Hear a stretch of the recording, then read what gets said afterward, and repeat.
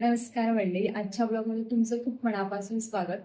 आजच्या ब्लॉगमध्ये बाबा काल गावावरून मुंबई गेले होते. त्यांचं मुंबई गेलं कारण आज की आता गणपती जवळ येतात आणि मग आमका दुकानात लागणारा गणपतीच्या पूजेसाठी लागणारा सामान घ्यायचा होता. बराच जसं की दूध वगैरे असतं, अगरबत्ती, असं बराच काही सामान घ्यायचा होता.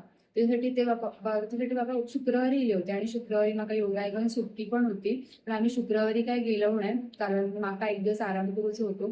शुक्रवारी सुट्टी या कारणामुळे होती म्हाका की ऑफिसची ट्रिप जावची होती आमची आणि ऑफिसच्या ट्रिपसाठी मी काय जावचं नाही जाणार नव्हते आणि सॅटर्डे संडे काय म्हाका सुट्टीच असता. त्याच्यामुळे आम्ही आज सकाळी गेलो होतो. तर चला मग तुमका मी दाखवते की आम्ही काय काय शॉपिंग केलं. तर आम्ही ट्रेनमध्ये बसलो. बाबा सेकंड क्लासच्या डब्यात होते आणि मी लेडीज डबं पकडलो आणि मग आम्ही सँड्रस रोडला जाऊन निघालो. ट्रेनमध्ये जाताना मुंबईची रोजची लगबग नेहमीच बघूक मिळतात. मग आमचा डेस्टिनेशन होता या सँड्रस रोड. मग ह्या स्टेशन CSMTच्या आधीची 2 स्टेशन अशी लागतात. इथल्या होलसेल मार्केटमध्ये ना दुकानांसाठी आणि पूजेसाठी लागणारी बरीचशी वस्तू मिळतात. मग आम्ही सँड्रस रोडला पोचलो.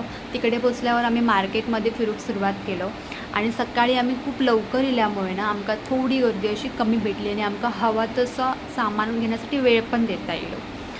आणि त्याच्यामुळे आणि तसं आपण बघितलं असं बाबांनी आधीपासून त्यांची लिस्ट तयार करून ठेवली खयची वस्तू घेऊच्या. त्याच्यामुळे ते प्रत्येक गोष्ट अगदी नीट बघून त्याची क्वालिटी असत काय असत त्या बघून घेत होते आणि माका पण ते सांगत होते बरेचशे गोष्टी की ती गोष्ट आपल्याकडे किती रुपयाक विकली जाता हय ती किती रुपयाक भेटता असे बरेचसे माका त्यांनी माहिती सांगितल्यानी. इकडे आणि वेगवेगळ्या प्रकारचं पूजा साहित्य खूप प्रकारचं असं बघून मिळत होता. धूप असतात, अगरबत्ती, कापूर आणि पूजा करताना लागणारी बरेचशी वस्तू आम्ही इकडे घेतलं आणि इथल्या अगरबत्तींचा वास पण खरंच खूप मस्त होतो. आणि गणपतीजवळ इल्यामुळे सध्या बाप्पाच्या तयारीसाठी लागणारी वस्तूची चांगलीच लगबग असता. मार्केटमध्ये सगळीकडे गणपतीच्या तयारीचं मग असं वातावरण करायचं जाणवत होता.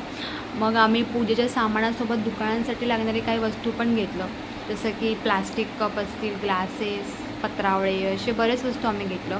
आणि होलसेल मार्केटमधलं ते एकाच ठिकाणी एवढे इतके वस्तू बघून मिळतात की काय घ्यायचं आणि काय ठरवूकच वेळ लागता पूर्ण.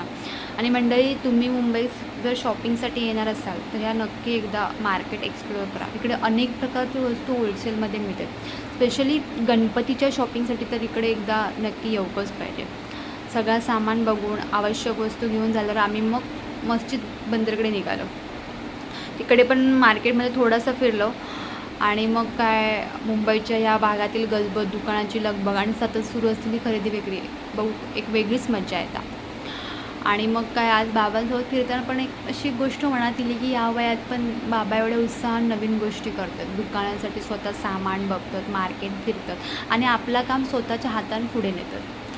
आपण कधी कधी वेळ झाला की काही गोष्ट करणं थांबवतो किंवा आता आपल्याकडून काय होणारा असा विचार करतो. पण खरं सांगू तर काहीतरी नवीन करण्यासाठी वय महत्त्वाचा नसता. इच्छा, मेहनत आणि शिकण्याची तयारी असत ना तर कोणत्या पण वयात सुरुवात करता येतात. बाबांकडनं मला हीच गोष्ट शिकून मिळतात.